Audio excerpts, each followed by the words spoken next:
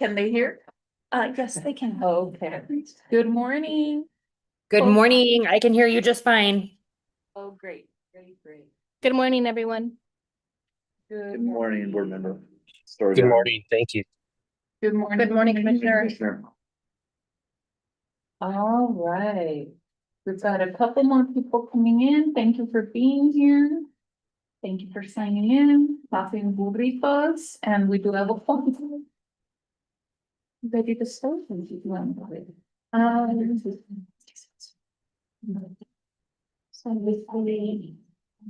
Yeah, Maybe let people. yeah. We're gonna, we've got some folks coming into the room, and so we'll just wait a minute or two for them to get situated, and then we'll start.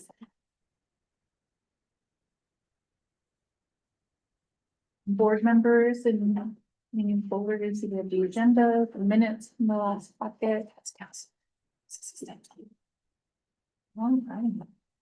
Well, as we welcome everybody into the room, thank you for being here again. We do have a couple of new faces, and I'd love to welcome them and give them an opportunity to say hello.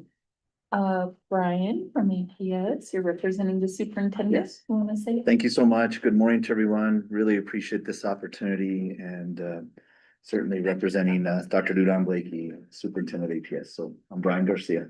I'm the Executive Director for Integrated Systems for Learning. Thank you. Thank you, Brian.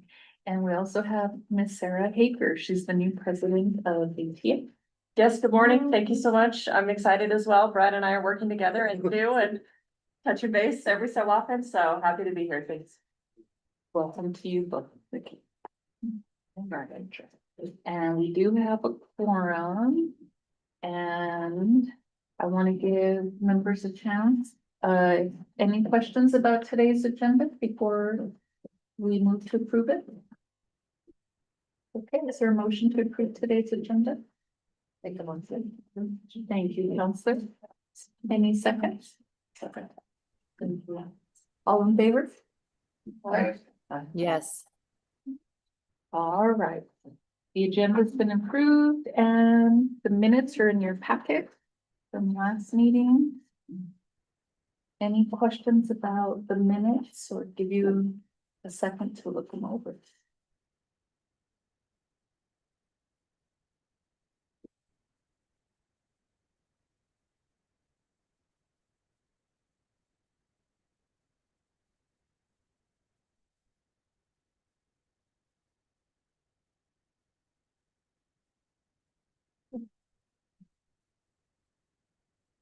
Any questions about the minutes? If not,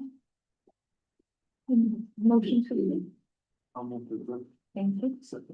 Thank you. All in favor? Aye. Okay. And thank you for Deanna. I know that we have our new members, but I'd love to just, if we all can go around and introduce ourselves. Sure. My name is Ruben Garcia. I'm with represent down for PS Family Chamber.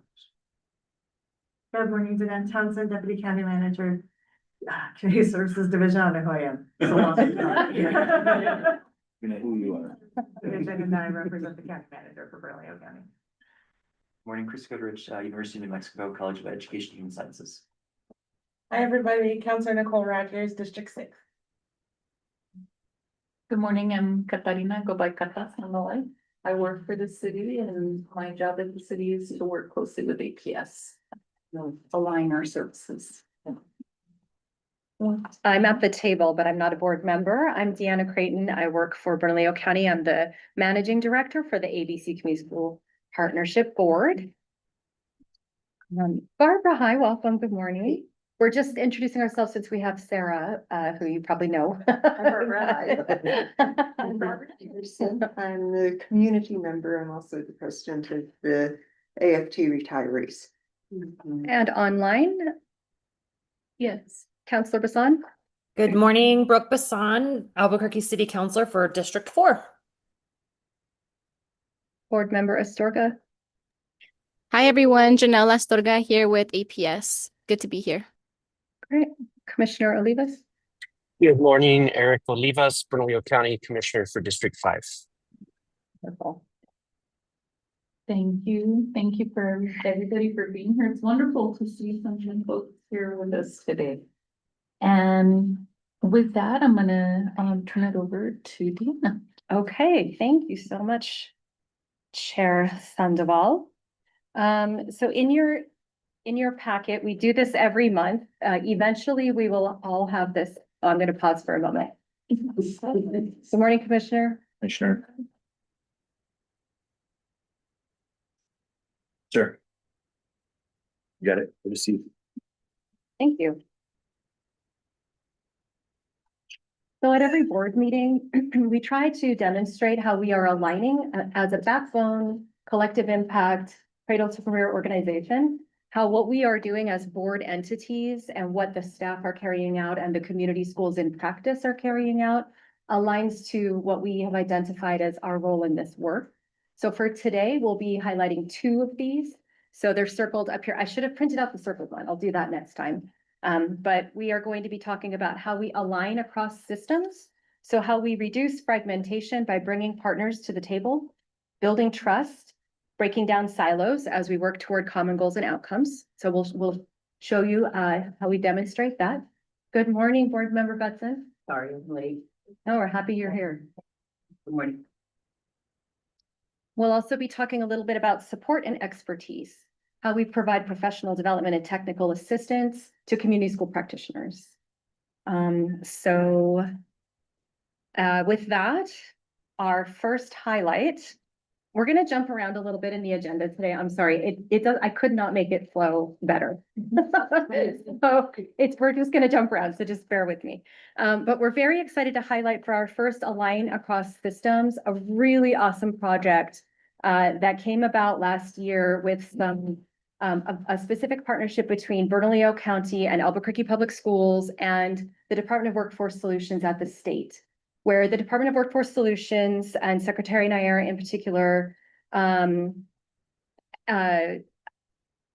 allocated, I guess, some funds to the county and to APS specifically for housing stability efforts. So because we already had a very long-standing partnership, our department at least, with the McKinney-Vento department at Albuquerque Public Schools, we were able to get this project off the ground very quickly. And we also had a phenomenal team internally in the county that did some pretty remarkable work very quickly to take these funds, put them at, we did not actually advertise this to anybody except community school impact coordinators. They were the only ones. And through them and through their network and the network of schools and through our partnership with McKinney-Vento, this is the impact that we were able to have. So we did talk about this a little tiny bit when it first got launched back in, I think, November, if you remember when we were at Highland High School. So this is the final, now all the money's been expended. The other really exciting thing is that because we were doing this so efficiently and so well, the Department of Workforce Solutions kept asking us to spend additional funds, and we, you know, of course, we're gonna say yes to that. And so we ended up spending just over $5 million total. And you can see that with those funds, we were able to assist over 1,000 families. And we estimate, so our data is not super rock solid on the individuals. We're missing a little bit here, but as the best that we can tell, those families include 3,280 individuals, and that includes 1,700 children. And so we paid just under 2,000 requests. Most of the money was paid for rent. So this was really an eviction prevention effort, and we talked a lot about that a couple of months ago when we had Professor Martinez here, right from the law school. So this was an effort that we put forward to really try to keep people housed in their current housing. The average request, and I like pointing out this number because it's not very much money. This is a pretty high return on investment. About half of the funds went to arrears to help people not get evicted and to catch up on their rent. And then another half-ish went to help them stabilize. And the folks who actually did the work are in the room today. And so I was asked to like lead it, but like there are people who were on the phone and writing checks and meeting with families and doing dropping things. I mean, it was amazing. It was really a phenomenal effort among the two organizations. And so we want to recognize as community champions today, Carrie Ellis from the Department of Housing and her team, and Crystal Wilson from McKinney-Vento and her team. And if you could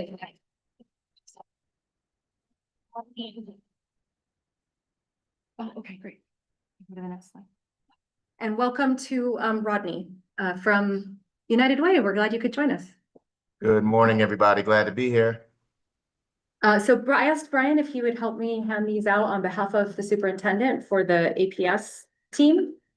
And then county team, sorry, we're gonna make you come up here. Come on. If you want to say anything about the project and so Crystal Wilson, McKinney-Vento Director. Yeah, you want to read the names of your team? Sure. The team that did this work, is not here today. They're out in the field, finding Doing the students, work. getting them enrolled in school and doing the work. Our team lead, Jamie Ramos. Our intern behind the scenes that, I think every, property manager in the entire city, and area spoke to is Rosa Ozagueda. One of our social workers who's moved back into a school position, but is extremely proud of the work that he did as part of this project is Aaron Kaplan. One of our resource teachers who's also moved back into a school-based setting and is extremely proud of his work as well, Kyle Decker. Another resource teacher who moved back into a school setting and specialized in working with our families who speak Spanish and our recently arrived families, Jose Meza Acosta. Another social worker who works passionately on this project and has moved back into the school setting, Jennifer Nuanez. And finally, one of our strongest team members that we have that does all of our physical work and was behind the scenes supporting all the work headed towards the county, Arely Castro Castillo. Without these team members, this work wouldn't have been possible. And without the partnership with ADC Community Schools, Albuquerque Public Schools would not have succeeded in making sure families were connected. So thank you. Thank you. Thank you. Carrie Ellis, who is the Deputy Director of the Housing Department here in Bernalillo County, if you want to come forward and recognize your team. Yes. And I want to say, Carrie is phenomenal. And we had a cross-sector team that included Behavioral Health Authority, our real estate manager, the Housing Department, and our department. And it's been wonderful working with you. So congratulations. and Thank you so much. Thank you so much for it. We could not have done this without the team that we really just scraped together. We borrowed them from. Yes, we borrowed them and I'm proud to say housing is keeping them, so that's really fantastic. To me personally, but I hope that they're enjoying the work that they're doing. So Viana Chung, she was one of our. Really hates this. I just keep doing it. Thank you.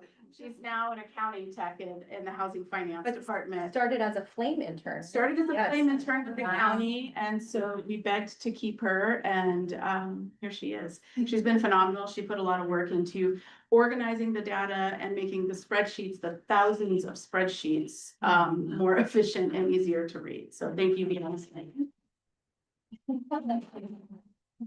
Cordell Allen.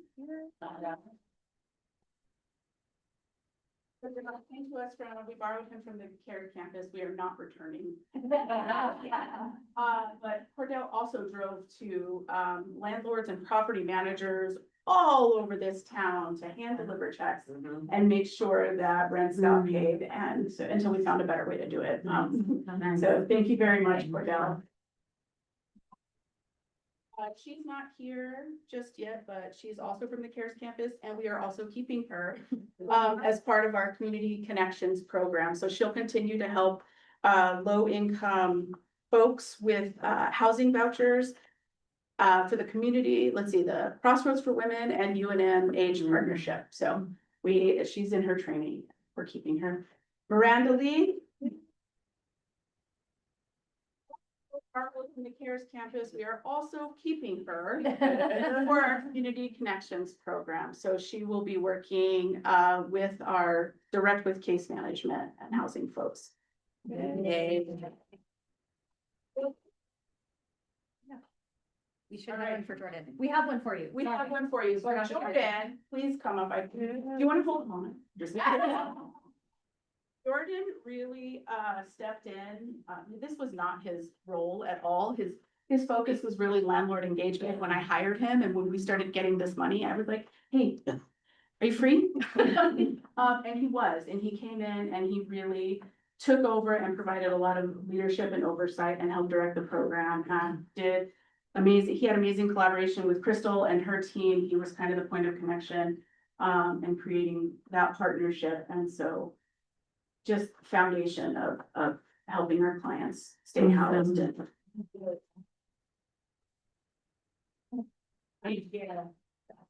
And we are hopeful for further collaboration on a project like this in the future.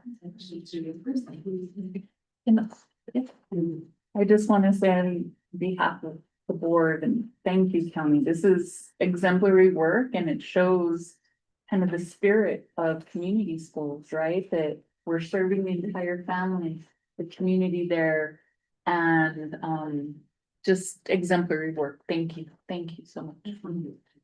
Any other comments from the board or?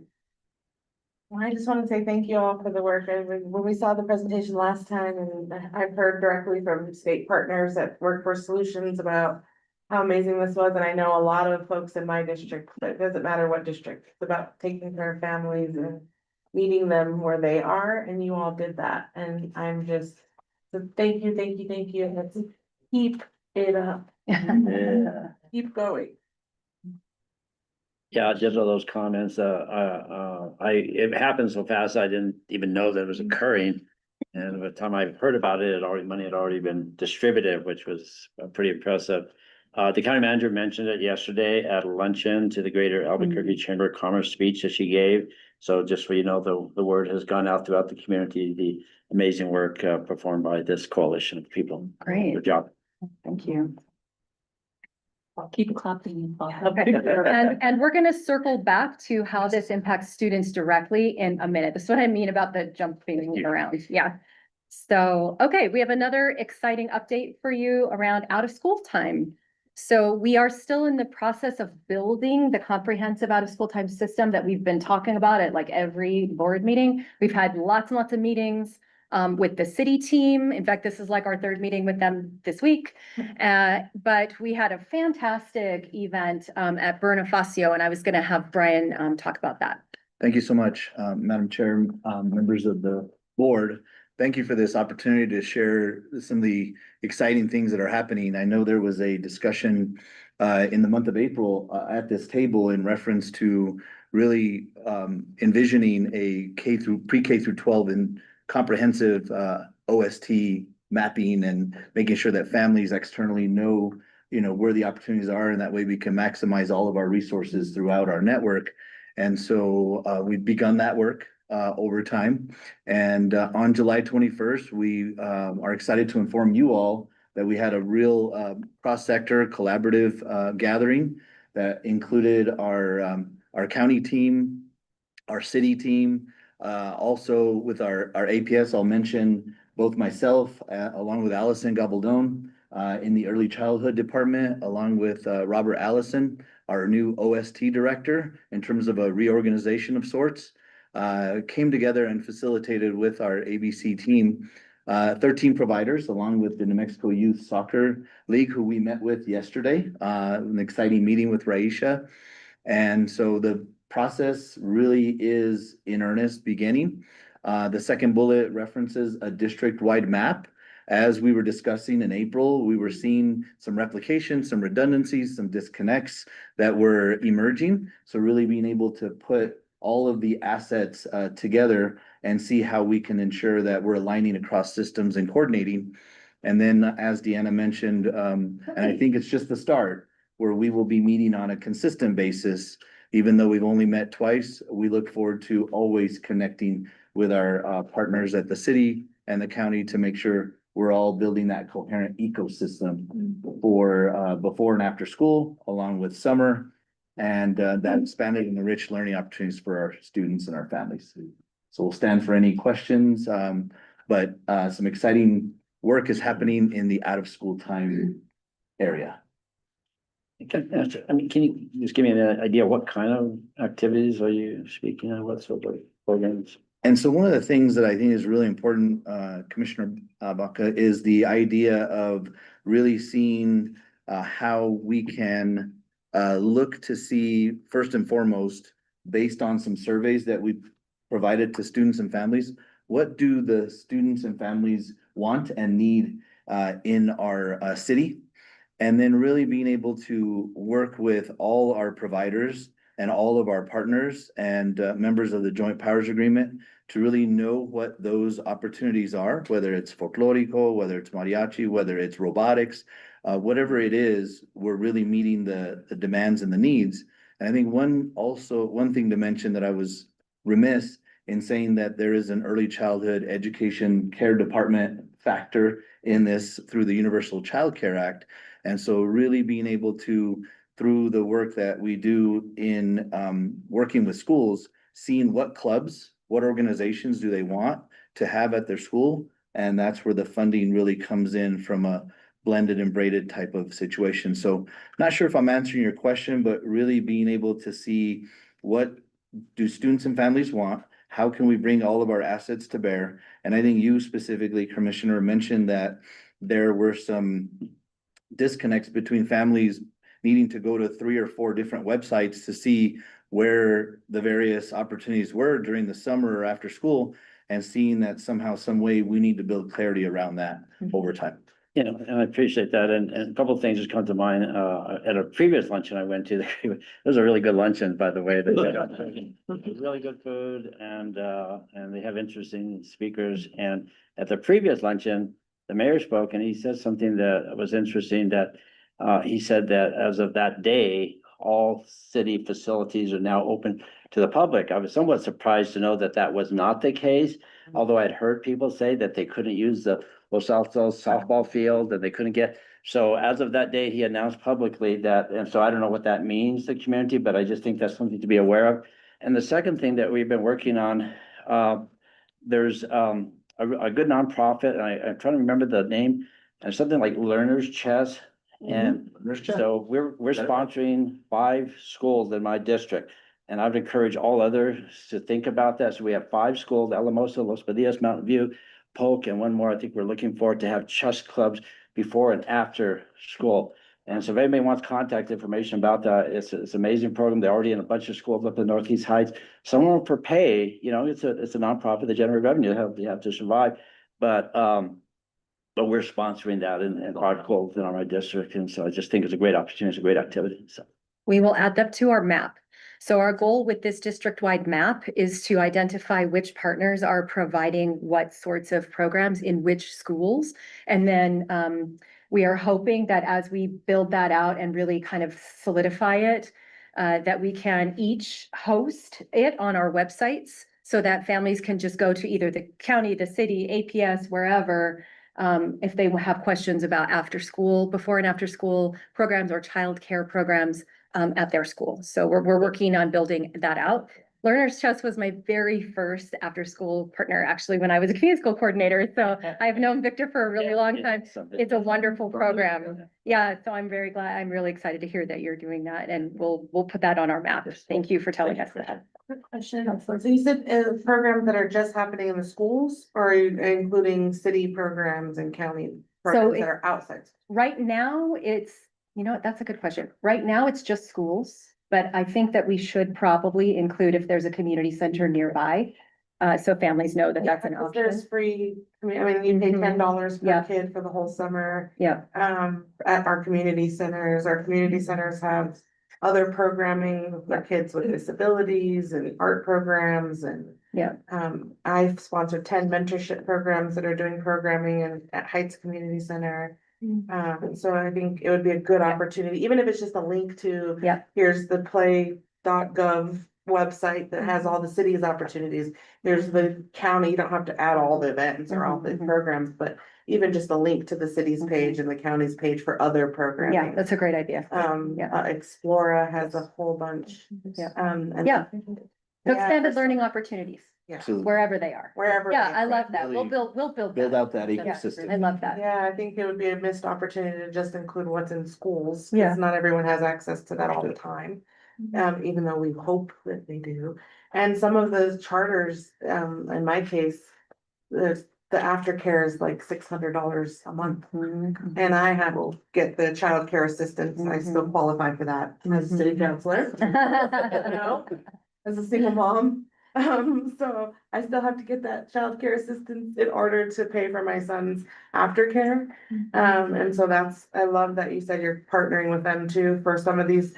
And that was my next question is, are they gonna be able to cover some of these under that universal childcare? Like, I could say, mine's the Rio Grande Education Collaborative that's at his school. And that's how much I have to Yeah. pay. Yeah, So they do accept that assistance, and so I'm wondering. Counselor was great and certainly leveraging the connection that Executive Director Gabaldon has with the Early Childhood Education Department. And the connection we're building with the providers it's new. And so really helping those providers navigate how to either license, apply for the request for reimbursement, those kinds of things to really, lessen the burden and create the knowledge that's gonna help them benefit from that act as well, so. How many childcare providers that didn't offer aftercare or before school care are now adding it at local daycares, even in my district, because the opportunity is there for that funding. So they're adding those types of programs even at daycares. Absolutely. Which is really interesting. So awesome. Thank you. Great. Good suggestion. Thank you. This is great work and it's gonna be a huge benefit for our families and communities to just like you said, one-stop shop. And it's all there. That's the goal. That's the goal. That's so. Give us some Thank time. Next week, you can do. That's right. Yeah. Okay. The next two things we're going to highlight are in the support and expertise area. So professional development. So we're very excited to recognize 4 community schools that received state level certification. And I think some of them are in the room. Yes. So Los Padillas Elementary School, if you want to stand up for me. Marie, is Kelly here? Eliami? And then, Kaylee is on maternity leave, so do you want to, offer congratulations? Yes, thank you so much on behalf of Dr. Dudon Blakey and Albuquerque Public Schools. Congratulations to these 4 schools who have worked really, really hard in refining their practices and really living the strategy of community schools, and certainly really appreciate the ABC Community School Partnership Team in providing and guiding the schools through the process as well. It was the first time that schools were being certified, and so really kind of building it and creating it as we were rolling along, really tested the perseverance and the persistence of our team as well as our schools, and we truly have those shining stars in our network, along with so many others. So thank you and congratulations to our coordinators and our principals. And thank you to the APC Community School Partnership. There is a link to the APS story here, but I'll make sure I email it to all of you so you can read it. So yes, congratulations again. Hey. Okay, and we did have I think this was the 11th annual maybe, or 12th annual, I can't remember. Oh, 12, I think it's 12.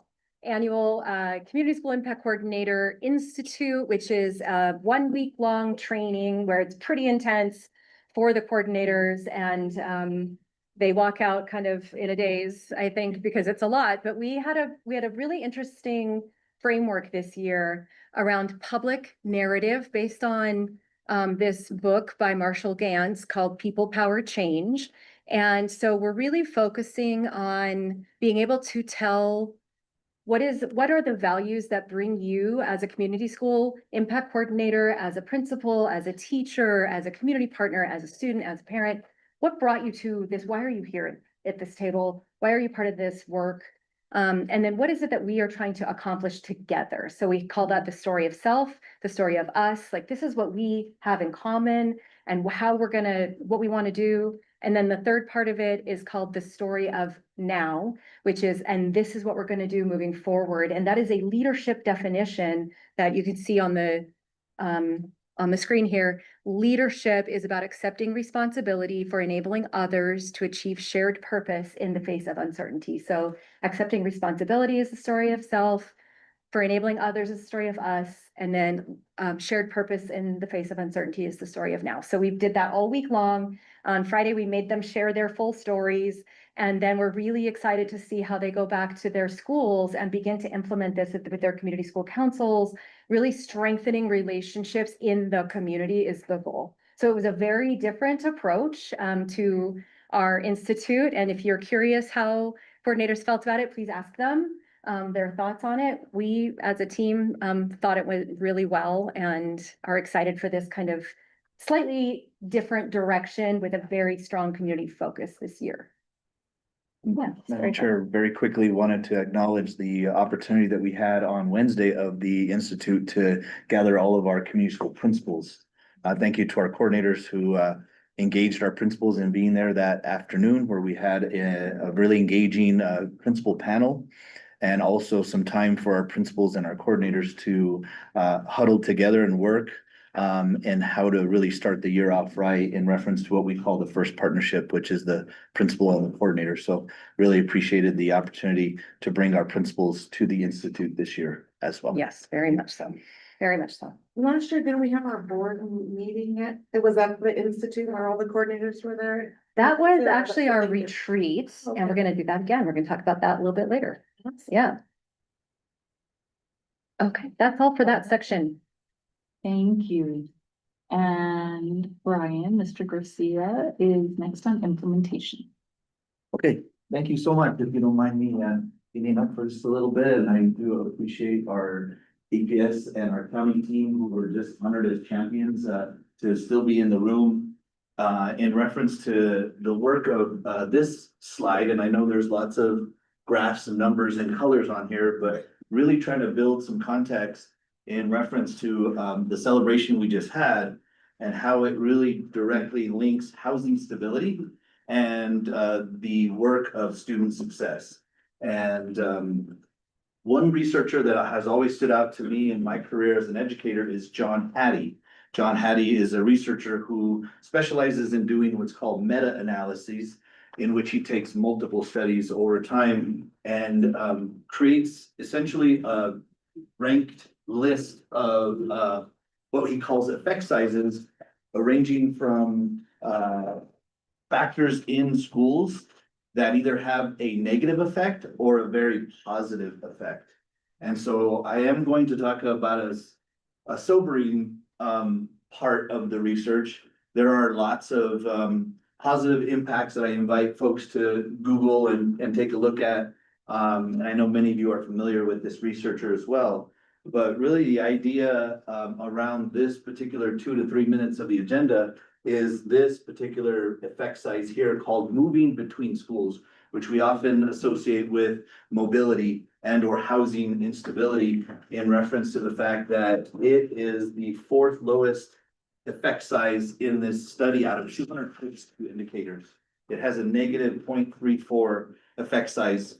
I know I'm preaching to the choir in knowing that when students have to move schools time after time after time, and or if there's instability in their housing situation, they have to make all of those adaptations over and over and over again, which really impacts their sense of belonging, their self-efficacy, and all of those skills, habits, and mindsets that we're trying to build. And so the relationship between this portion, this snip here and this here, is you really see that over time, as students have no moves, you see the achievement levels.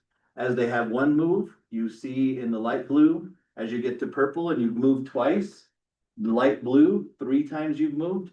And then oh my gosh, you've moved 4 times, really seeing what truly happens to the achievement levels of our students in that regard. And so really being able to figure out how truly housing stability really contributes to that academic success. So the 1,000 families that we helped through this effort that was made and that we continue to make really makes a difference in mitigating that kind of piece and really getting us into this area of where we want our students, you know, to achieve for their future.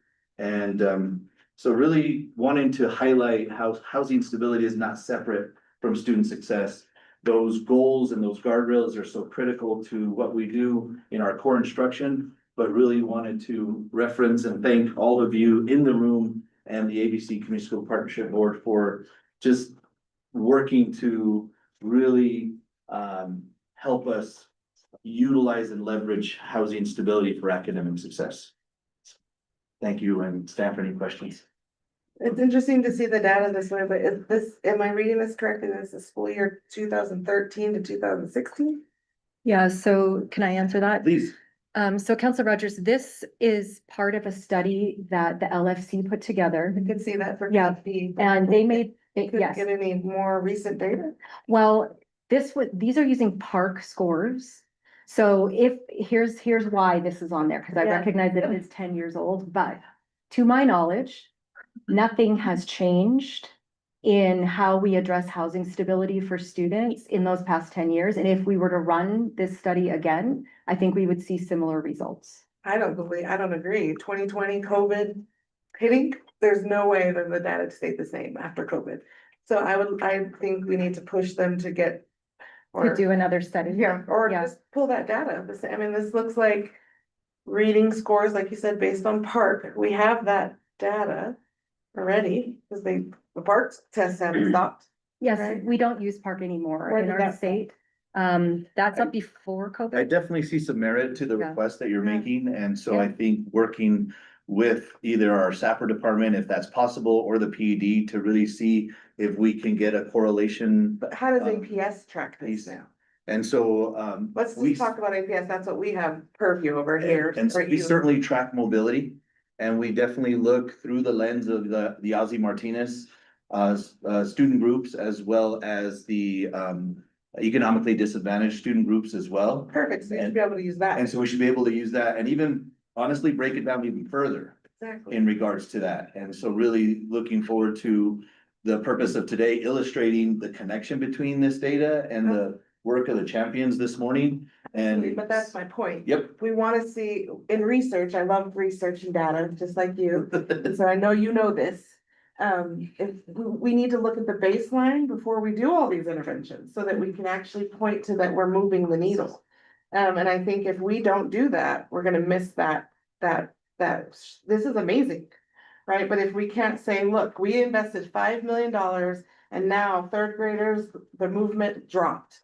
That worked, right? And we need to be able to get to that level of detail for impact, because I know it's there, we know it's there. But if we're using this, that's not gonna help us. So I think what we should do is pull however APS is tracking that now.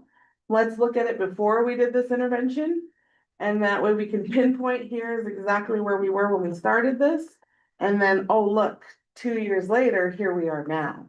And if we don't pull that, we're not gonna be able to show that, because that's what's going to happen. These numbers are gonna be absolutely impacted by the work that these folks are doing. And we wanna be able to show that.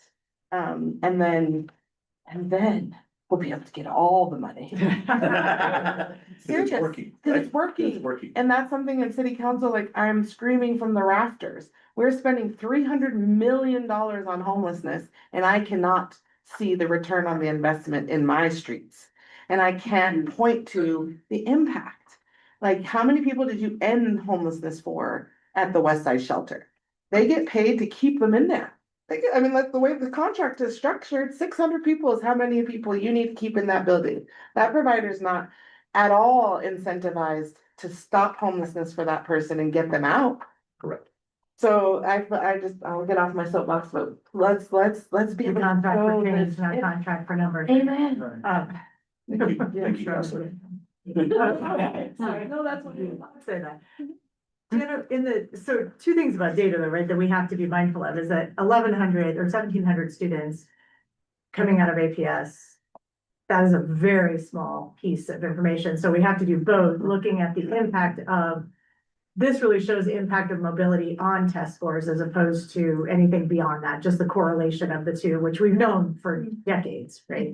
Especially, they've done tons of studies with foster students in the foster care system. And every time they move from house to house, they lose about 8 years in progress or at least I've been out of the game a little while. And they were losing about 8 years of progress in their education, just the disruption in their lives. But are you guys looking at, these families in particular and, looking to say, hey, are you still housed? We are. We have been making phone calls. We just executed an agreement with NMSU School of Social Work for their global social work students to be part of our efforts in following up. Because we do want to know if the efforts that the teams put forward resulted in longer term stability with that small investment. So we've only made about 60-ish phone calls to date. But of those families that we've spoken to where they had children, 85% of them, the child stayed in the school that they were enrolled in. So we do have a goal to go back and find out if the intervention worked. Is there a So, yeah. possibility? That's awesome, Tina. Because that's the hard part, right? Like, because the whole idea of being able to, part of this whole initiative is, I know with McKinney-Vento is just trying to find people. Once you've worked with them, trying to track them down again is hard. When we're looking at the data, Brian, I know we have a lot of hurdles in the data sharing or confidentiality side of the data. Is there potential for APS to be able to figure out the threshold in which we would have to look at? I know like when it's below a certain threshold, you guys can't look at it. To see how many people would have to be served in order to check whether or not those kids did better. Or if it's just, we would have to hit so many that we would need $25 million, which is also okay. We can ask for $25 million to do it, right? Because we know we have, what is it? Yesterday I was meeting with somebody and they were talking about 30,000 kids who are considered opportunity just in the Bernalillo County area, or that in the state, but the majority are in Bernalillo County. Like whatever those numbers are, as we are continuing to work with, particularly with Secretary Nair, around the funding and the data and who can pull what, because the state also has access to that data.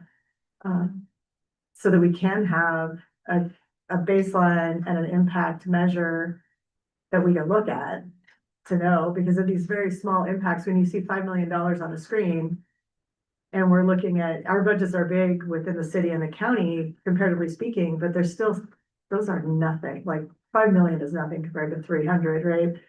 But when people see it, when the public sees it, it feels like we're spending a lot of money on very few people. And when you're not the person closest to the fact that you're sleeping in your car, it looks a little different in your mind than it does if you're the person sleeping in the car. Like no money to be invested. And just trying to figure out, as you guys are brainstorming, like what that looks like in a communication strategy and ask and a data to like show, here's the mini part. Well, I don't think it would have to be the number of sensitivity, because they would only report back the aggregate, but if you do a causal comparative, so. Yeah, how many students were touched, because that like 1,200? 1,700. 1,700, so what you do is essentially match those 1,700 students with 1,700 other students. And then see what a comparison is. Got some people. Yeah. You would ask that. Board engagement section of our. Our city assisted community schools. And I just have to add, keep in mind, this is a single point data. And one of the things that we have not mastered is figuring out how to have a deeper, more robust assessment of how kids are doing. And a lot of that comes from the classroom teacher, what the classroom teacher sees. And keep in mind, now it might be a mirror that's deciding how your student is doing. So if you have an accent or a speech impediment and you're a kindergarten child or a first grader, you are SOL.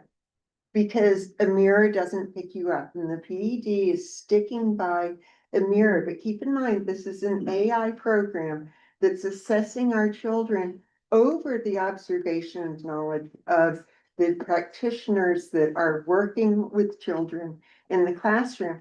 So it's not that this isn't indicative. I mean, it's helpful for big picture, but it also doesn't reflect the depth of learning. And if we as community school advocates don't keep going back to, we want our children to learn at a deeper level. We don't care about how they parrot back on a mirror or whatever other assessment it is, because those tests, they're controlled by not us that have relationships with kids. It's one point in time. This is reflecting the impact of mobility regardless of how they score, I mean, regardless of how they're assessed, right? So even if the assessment's bad, and this isn't reflective of their actual learning, what it is reflective of is no matter how poorly we assess, kids are still getting hurt. And I don't, right? I don't I mean, this disagree is, with that. to be clear, Thank like you. that's what we're Right. looking at here. So Right. we can look at just apples to apples, and not to say that you're not correct about that, but that's even worse if you move 4 times in the process of that. Right, it's so frustrating Yeah. as from the practitioner level, that this is what gets held up, this is what's used to shame. This should inform us about what the issues are, what root causes are that we need to address. But keep in mind that that global picture is different from the interactions with individual children in individual classrooms. That's all. I totally understand how we need to use this.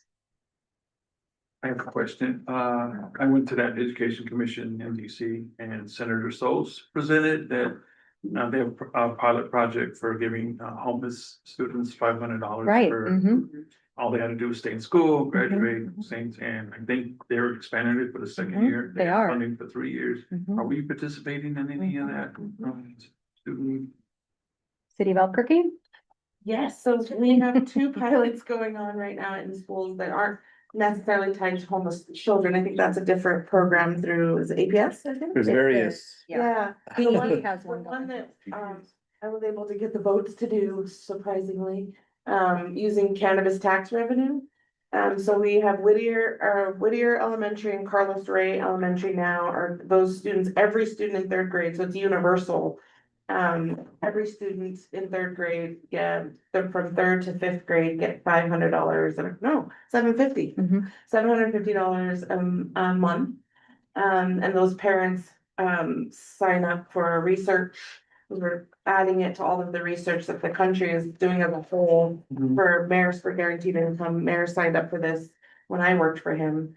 And we were able to actually get it done, which is, and the first year's data has just come out, and it is from a research lens, so the data the parents have to agree to in order to get the funding is pretty robust. We're looking at attendance, we're looking at mobility. That's been one of the, I think, glitches is mobility. If the student leaves Whittier, what happens? And so we've had to grapple with that. Like, do we keep the funding with the family or not? If they aren't at that school. So I think that's something we're still trying to work through, and I'm of the mind of, as long as they're enrolled in APS, give it to them. As long as they read, like, but tracking that has been interesting. We've had 2 families in that situation, but everybody else that's enrolled has stayed. So it's impacted mobility? It has, I believe so, and we asked them what they're spending the money on, they have to be really honest, and they are being, but most of the folks spend the money on food, rent, updating their transportation, getting the car fixed is another big one. And the biggest thing that touched my heart was out-of-time school stuff that they couldn't afford before. Several of the moms reported that they can put their kid in Yaffle, they always wanted to play football. And with this extra money, they're able to do that, put them in I-9 sports, different things that they had to pay for that they couldn't afford, which hit me as a single mom. I can't afford to do those things for my son who's 9 in 3rd grade and wants to play Apple. I can't do that. Right, and I'm not moving my kid to Whittier. Somebody said that, oh, now that you're doing that, you could move your kid to Whittier. First of all, I couldn't take the money because I'm the one that gave it to them. First of all. But also, yes, it would change my family's life. Have $750 extra a month. Yeah. So it's showing really, really promising results. We do want to expand it. I know the city has done 2 other pilots working with CNM for youth, working with future focused education. So there's another pilot going on with them. And then a third pilot, I think we're launching as well, that's tied to youth. So we do, and the state is interested in funding it, so we're gonna be asking for some grow money next year at the session to try to expand it and see if they match what the city is putting in.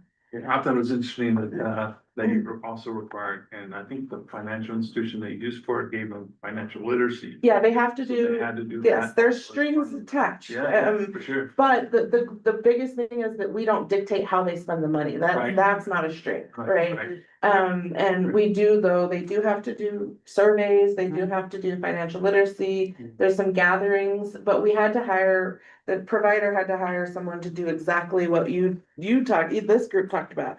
Is making sure that they follow those families, and also it's connecting them to the other resources that they needed also. So some of them needed primary care docs, and that caseworker was able to get them connected to healthcare, and just dental care was a big one, which was interesting. So I think it's also just making sure that we're also wrapping them with the supports and connecting them to what they need.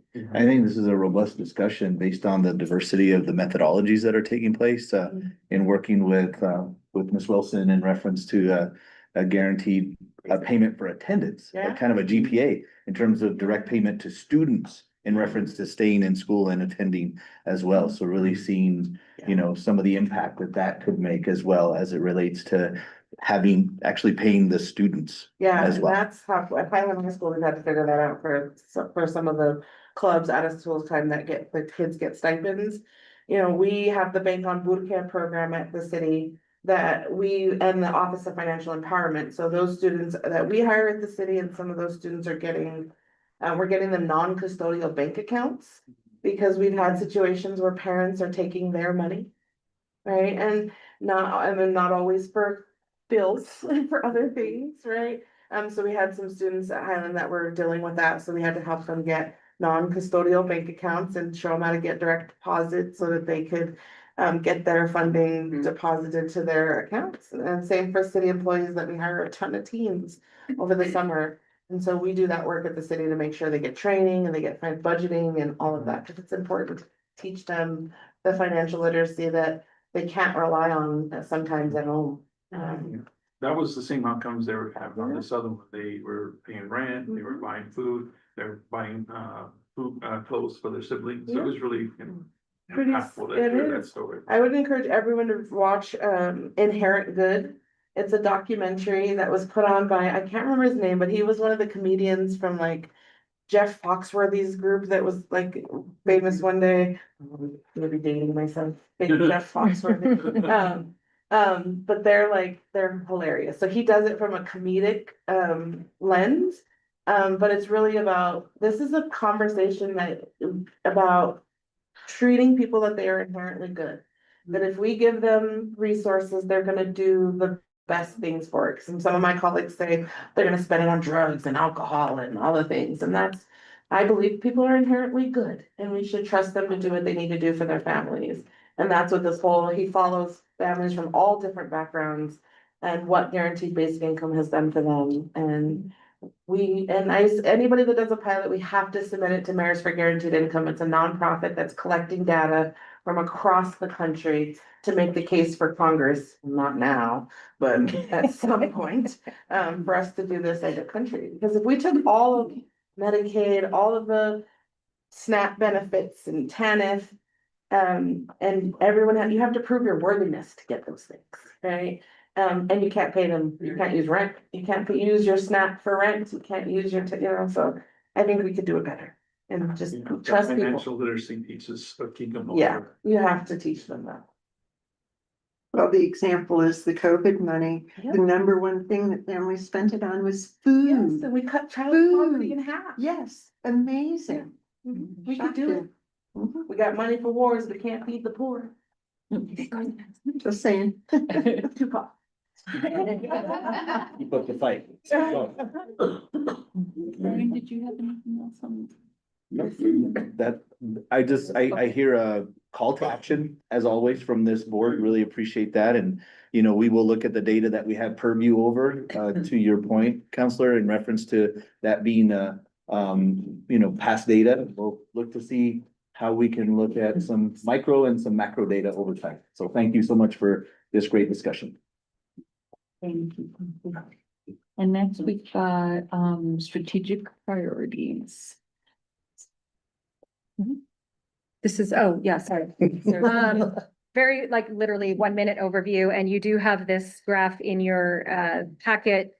Just a recognition and thank you to all the board entities who contribute funding to the Community School Impact Coordinator salaries. This is where we are sitting right now as far as percentages with Bernalillo County, the City of Albuquerque, Public Education Department grants, ECECD, Children's Choice is our lone private investor in community school impact coordinators, and then APS, as you can see, a huge investment in community school impact coordinator salaries. Again, historic amount of money put towards community school impact coordinators. This looks very simple. This is not simple. Thank you for that. Yes, has like 61% of the thing, but that's probably, my guess is there's at least 5 funding streams, if not more, from the school level to It's the a district full-on level to the blend, state right. level to the, Yes. and the same with Bernalillo County and the city, you know. It's done simply so that everyone can see the bulk contribution. But I know there's probably 15 different funding streams that are being braided together to cover all of these salaries, and it is no easy feat to do. So it looks very easy because I'm sure they want to make it look easy for us so we can understand. I don't know, everyone knows that it takes days to sort out those salaries and how to make sure everyone gets paid. We learn from the best. But thank you for those of you on this board who vote, you know, on budgets. Just thank you very much for your consistent support of these salaries. Barbara? Can I just add too, I think it's a testament to the commitment on the part of individual schools, because individual schools look at their budget and end up having to make very tough decisions. It is not straightforward. It is, schools are not funded sufficiently, so every dollar that goes into a community school is a decision about that priority, but it's not easy. And so it's also a call for more sufficient funding, because this doesn't come without a price. Board Member Peterson, the reflection I have based on your comment in terms of just how this is truly all hands on deck kind of approach, in the sense of really that executive leadership commitment in terms of how Dr. Dudon Blakey feels about community schools, the strategic alignment that Danette referenced, you know, Dr. Blea being in the room with APS and helping us really pull together that. And then finally, from a school site level, the coordinator really demonstrating their value and really seeing that in many cases over the years, in terms of going to principals and going to schools and saying, with all the competing interests of how they should fund things, they unequivocally say, my coordinator is worth what I'm providing. They have such an impact. So definitely a shout out to our coordinators in terms of making this easy as well whenever they're making those kinds of decisions. So thank you, coordinators. Yes.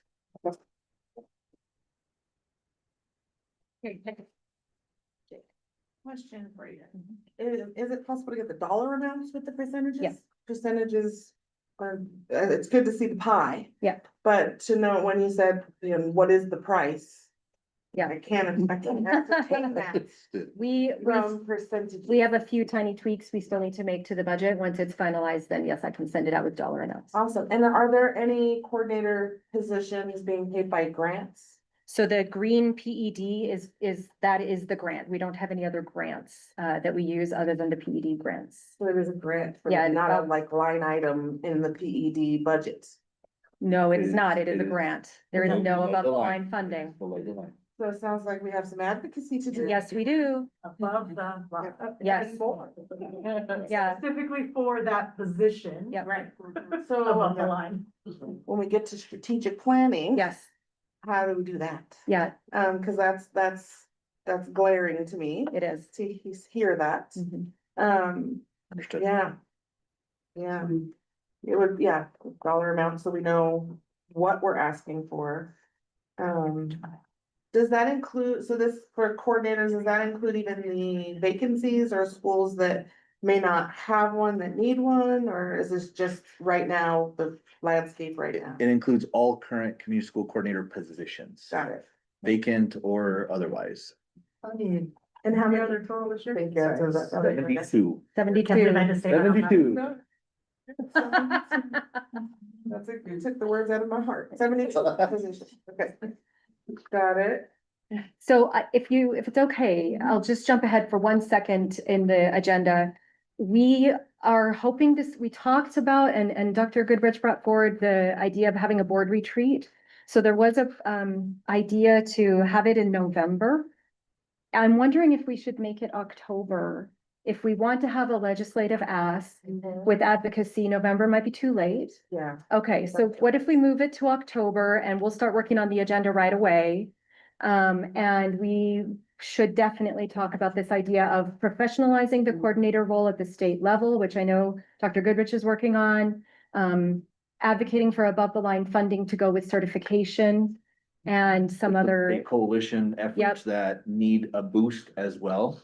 Speaking as the chair of the coalition, we could have some ABC Community School Partnership Board muscle yep. to add to that. That'd be really helpful. Yeah, so we'll talk about what that can look like from the board members as far as resolutions or letters or support, okay? No, that sounds awesome. I think, and then could we be aspirational also, like here's what's current, but here's where we want to go? Yeah, of course. So that we can just include that in the advocacy, like, because this is what we need to keep, what we got. But also, let's be aspirational on, what do we need, so we can begin to lay those seeds too. All right, as we move through the agenda, that's on there. Whether or not we move it to October and more pieces of the actual retreat. All right, next we've got Jade. Correct? Yep, and this can be the last thing we highlight, if you like. Okay. Yep. The Van Buren Health. Oh, it's gonna be Cynthia, actually, okay. Good morning. My name is Cynthia Grajeda James. I'm a Special Projects Coordinator and also the lead for the 100% Community Initiative here in Bernalillo County. What essentially that means as my role is I'm the convener of over 400 community organizations to provide resources to students and families in Bernalillo County. So we make sure that they survive and thrive. So out of the 10 impact teams, the medical and dental care impact team they're meeting on a monthly basis. And they coordinated a mobile and community health event last Saturday at Van Buren Middle School.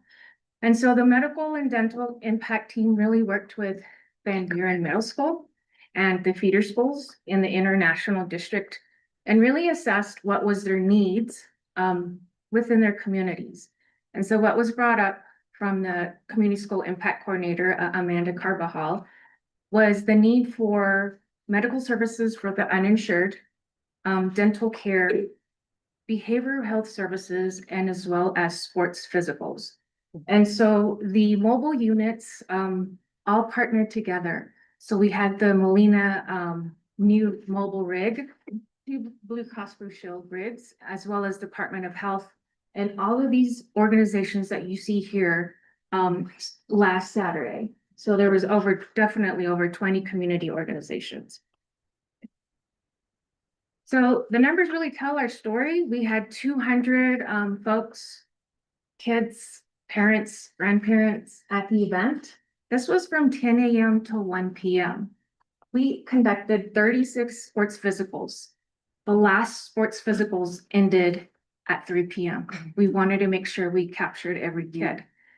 Not only did we have students from the International District, we had students from all the way from Volcano Vista Valley and Sandia to get their sports physicals. So we had 26 dental screenings as well as 41 bike helmets were distributed to kids that did not have helmets that were commuting, using their bike to go to school. And so what was our impact? So the Department of Health, Oral Health, they saw many participants who are adults who had never seen a dentist in years.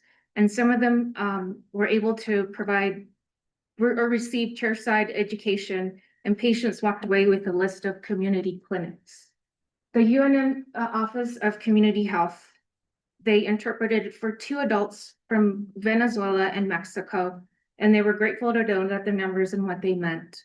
Most of the 4 individuals there from Honduras, I'm sorry, Venezuela and Mexico, received appointments, so at the One Hope Clinic through UNM, and they also established a primary care provider.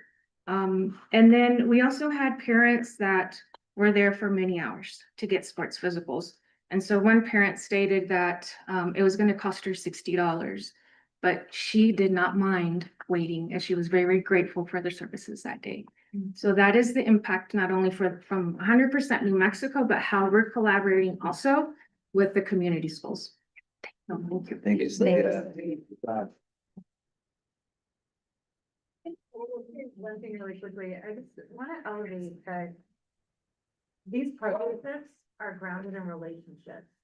And relationships take time and energy and effort to maintain and build. And I think a lot of times at the leadership level, we forget that we have to pay people to manage relationships. And that sometimes we don't always see, oh, why are we putting money towards this? Why are we, what is the point of having 100% community and being a backbone organization?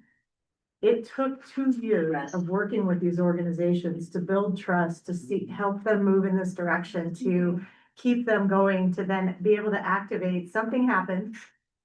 These organizations heard about that thing. The coordinator heard about that thing. We were able to activate this group of providers within a very short period of time, put together something in response to the thing that happened, and then serve families. And if we don't have staff and staff investment in our institutions, whose job it is to take care of these people in these organizations and create these partnerships, these things don't happen. They do not happen on their own. And I know as we look at our budgets and budgets are tight and all of these things that are going on, it is very easy to cut these investments because they're not on the surface obvious to us all. And I want to elevate how hard Cynthia runs 100% by herself. 400 organizations she is managing relationships with on a daily basis to make sure that these networks are connected to our community. And it's important. And I know that we question that sometimes. It's easy when money's everywhere. Nobody cares. When money's everywhere, relationships are great.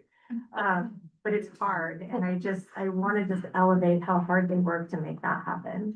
So thank you, Cynthia.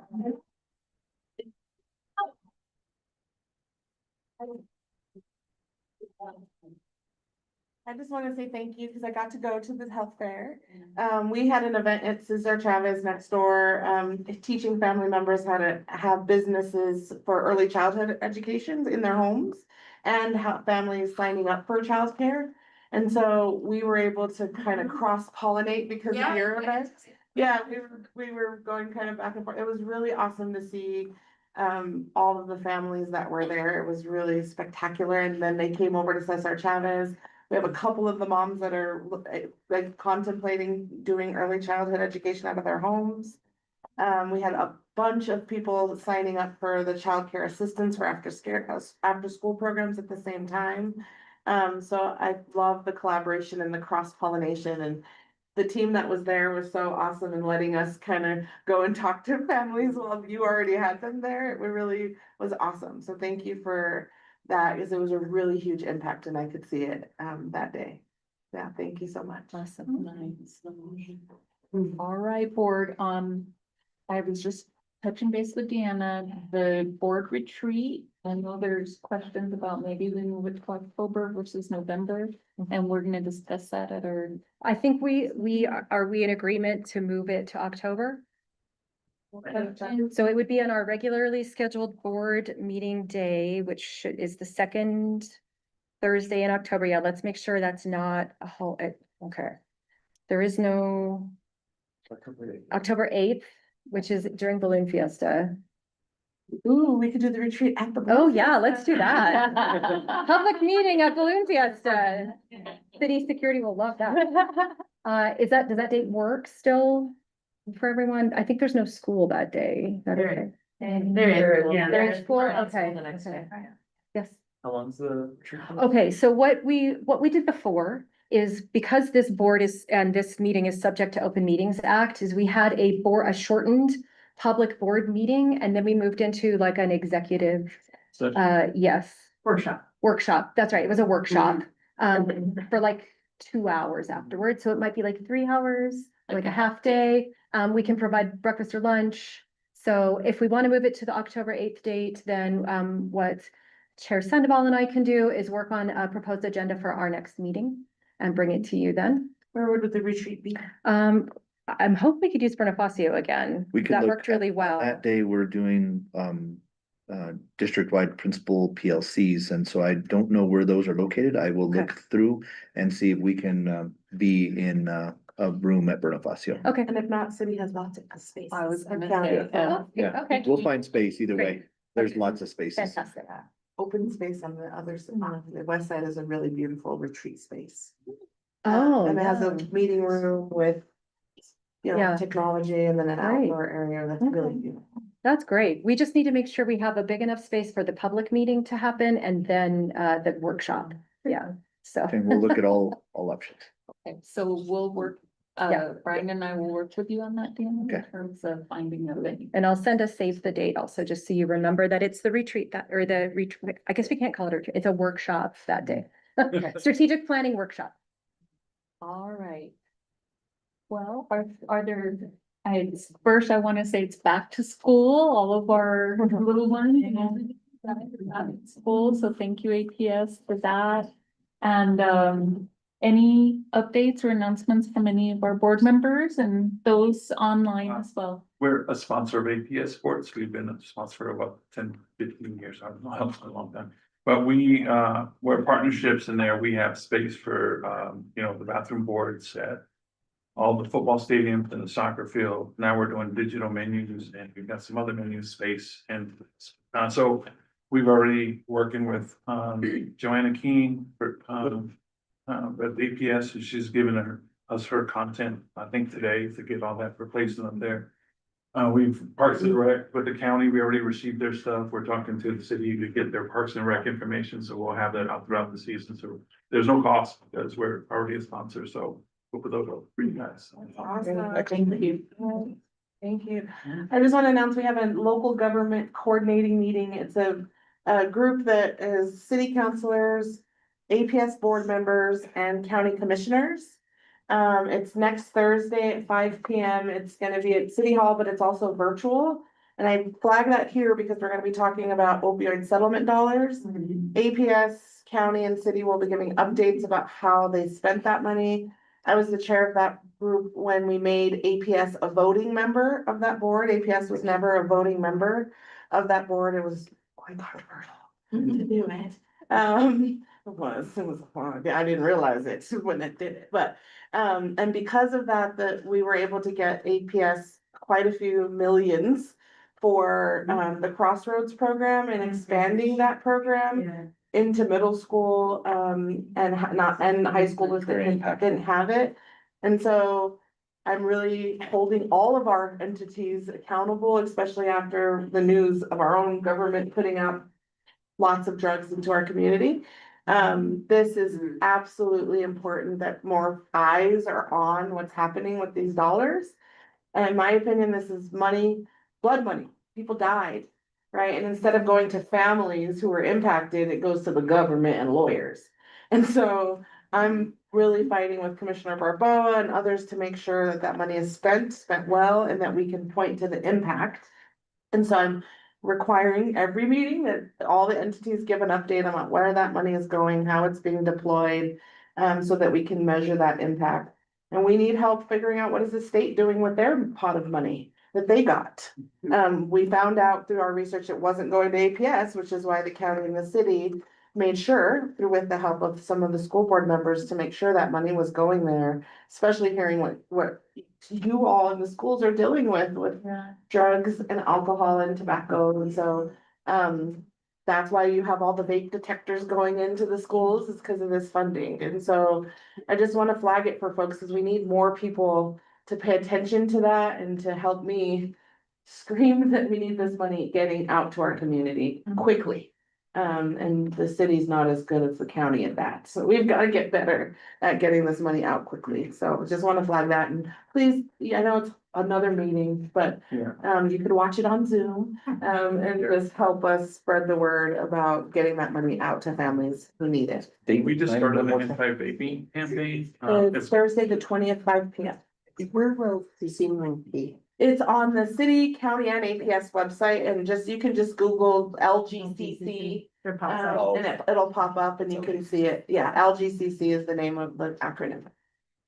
We just started a vaping awareness campaign through the Department of Health in several counties. So it'll be the APS, boards.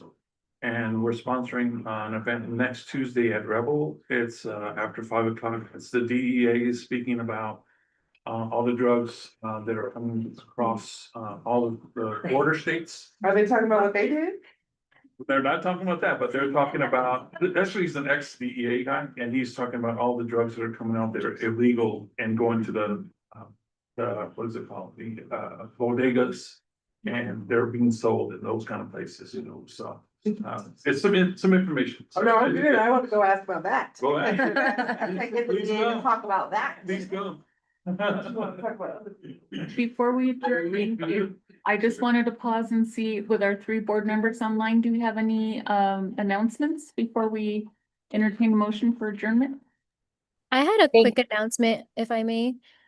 I just wanted to announce that we will be having the State of the District APS event on Monday, August 31st from 4 to 5:30 at Bonifacio.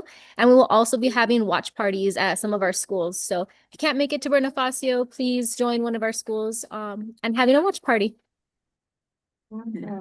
Thank you, Jeanette. Thank you, board member. Sorry. All right. And Counselor Bassan, I think, had a. Oh, Counselor Hassan? No, thank you. I just was gonna say I don't have any announcements. Okay, all right. All right, well, again, thank you all the public for being here. It's great to see you. Great to be back in school, and a motion for adjournment. So moved. And seconded. Thanks, everyone. Thank you. Have a happy. Thank you, Madam Clerk. Thank you, Director of the Board.